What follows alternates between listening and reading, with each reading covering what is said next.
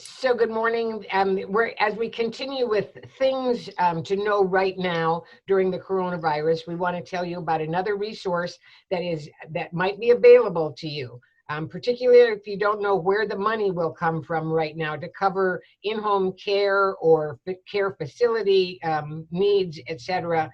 If your loved one is in a care facility today, listen up. There might be some tidbits from here that you're going to be able to apply to that. So in the United States, we have Medicaid, which is a foundation that was created so that no one falls through the cracks.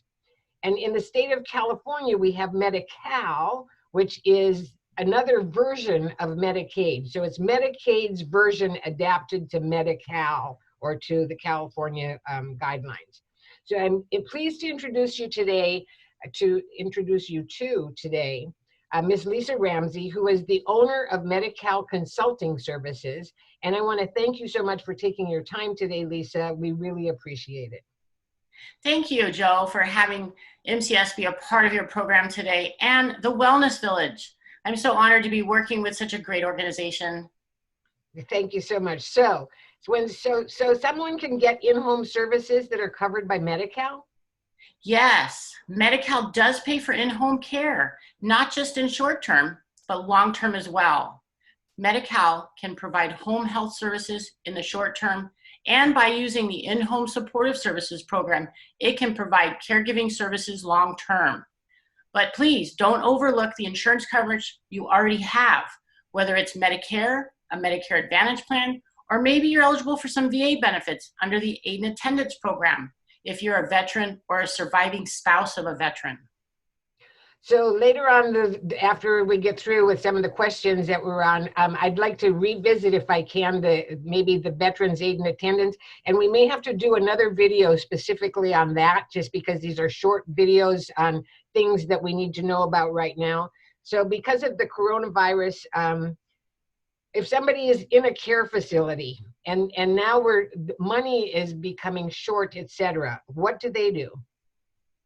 Well, nursing homes are still accepting patients, although most are implementing safety measures according to the CDC to ensure newly admitted patients are not putting their existing patients in jeopardy.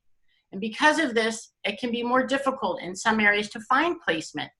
Most visitation has been stopped for now. And again, this is for safety of the residents. Typically, placement is easiest when the patient is coming from a hospital setting, and that has not changed. If someone is admitted to the hospital for 3 midnights, it opens their Medicare benefits to pay for nursing home care, at least initially. Hospitals also have relationships that patients can take advantage of for placement, even if the hospital stay doesn't meet the Medicare requirements. Medicare can pay for rehab stays for up to 100 days. Medi-Cal will pay for stays however long they may happen to be.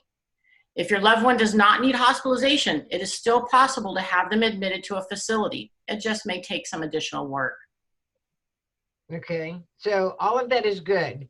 From your heart, we just need people to know that their Medi-Cal is available to them, but there are restrictions to getting it. You don't just walk in and say, I'd like to have Medi-Cal. There are some provisions that need to be thought about in advance. And today we have some time to be thinking about these things. So if someone is contemplating going into a care facility down the line, perhaps, well, let me see. We've got two things going on. Because of the virus, my first question is, what if somebody has to go into a care facility now because the caregiver cannot take care of that person? Either they have the virus or they don't, and they just need to get this person cared for. Can they take them directly to a care facility, or what is their next step? Well, like I did mention, Joe, the nursing homes are still accepting patients. And although most of them are implementing the safety measures to ensure newly admitted patients are not putting their existing patients in jeopardy. But with this current situation, it may find some people without medical coverage or without sufficient medical coverage. And Medi-Cal is there to fill that gap. You need to know that Medi-Cal requirements change drastically depending on the age and the situation of the applicant. You can reach out to myself and my team.